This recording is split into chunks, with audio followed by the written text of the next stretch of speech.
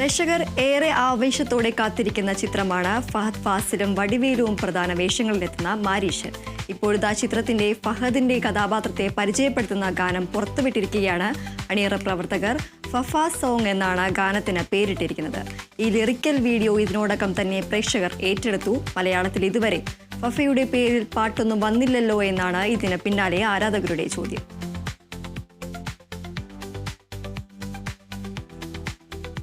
ദേവദത്ത് ഷാജി സംവിധാനം ചെയ്ത ധീരൻ എന്ന സിനിമ വിജയക്കുതിപ്പ് തുടരുകയാണ്.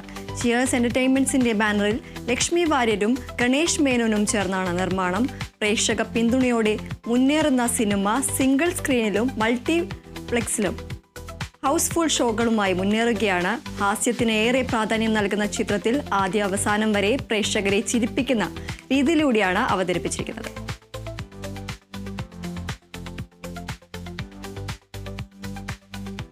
ധനുഷിനെ നായകനാക്കി വിഘ്നേഷ് രാജ ഒരുക്കുന്ന പുതിയ ചിത്രത്തിൽ മലയാളത്തിൽ നിന്നും വമ്പൻ താരനിര തന്നെ ഉണ്ടാകുമെന്നാണ് റിപ്പോർട്ടുകൾ. മമിത ബൈജു ആണ് നായികയായി എത്തുന്നതെന്നാണ് റിപ്പോർട്ട്. അതേസമയം ജയറാമും സുരാജ് വെഞ്ഞാറമൂടും സിനിമയിൽ പ്രധാന വേഷത്തിൽ എത്തുമെന്നും റിപ്പോർട്ടുകളുണ്ട്. ഓർത്തോഴിനു ശേഷം വിഘ്നേഷ് രാജ് സംവിധാനം ചെയ്യുന്ന ചിത്രമാണിത്.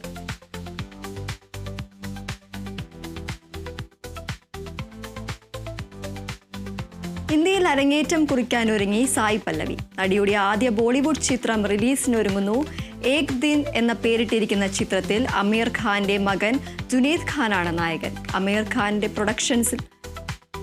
പ്രൊഡക്ഷൻസിന്റെ ബാനറിൽ ഒരുങ്ങുന്ന ചിത്രം 17 വർഷത്തിന് ശേഷം അമീർ ഖാനും സഹോദരൻ മൻസൂർ ഖാനും ചേർന്നാണ് നിർമ്മിക്കുന്നത്. ചിത്രം നവംബർ 7 തിയേറ്ററുകളിലെത്തും.